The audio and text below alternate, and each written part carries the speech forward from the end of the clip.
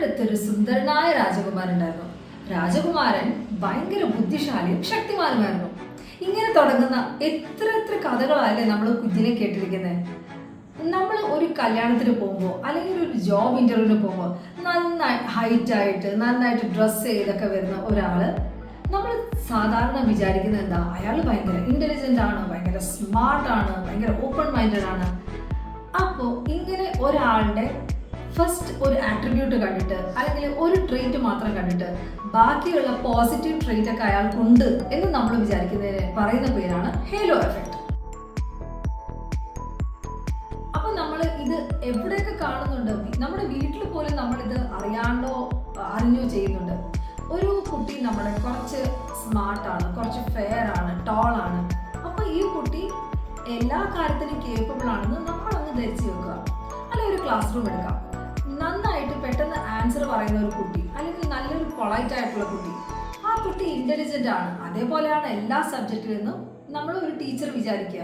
Job ഇന്റർവ്യൂവിന് പോകുമ്പോൾ നമ്മൾ എന്തുകൊണ്ടാണ് നന്നായിട്ട് ഡ്രസ്സ് ചെയ്തൊക്കെ പോകുന്നത്, ഒരു ഫസ്റ്റ് ഇംപ്രഷൻ ക്രിയേറ്റ് ചെയ്യാൻ വേണ്ടിയിട്ട് അല്ലേ.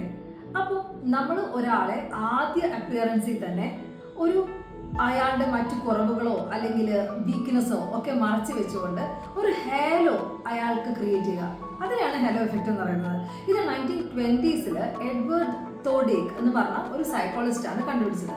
ഇത് എല്ലാ ഫീൽഡിലും ഉണ്ടെന്നാണ് പറയപ്പെടുന്നത്. നമ്മൾ ഫോർ എക്സാമ്പിൾ നമ്മളൊരു ബ്രാൻഡിന്റെ എൻഡോഴ്സ്മെന്റ് കാണുമ്പോൾ അതിനെ എപ്പോഴും എൻഡോഴ്സ് ചെയ്യുന്ന ഒരു സെലിബ്രിറ്റി ആയിരിക്കും.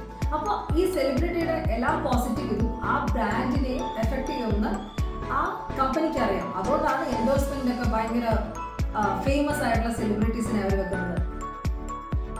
അങ്ങനെ ഹേലോ എഫക്റ്റ് എന്ന ഈ കോഗ്നിറ്റീവ് ബയാസ് നമ്മുടെ പേഴ്സണൽ റിലേഷൻഷിപ്പ് ചൂസ് ചെയ്യുന്നത് മുതൽ നമ്മുടെ വർക്ക് പ്ലേസിൽ മുതൽ എന്തിനും ഒരു റെസ്റ്റോറൻറ്റ് ചൂസ് ചെയ്യുന്നതിൽ പോലും നമ്മളെ ഇൻഫ്ലുവൻസ് ചെയ്യുന്നുണ്ട്.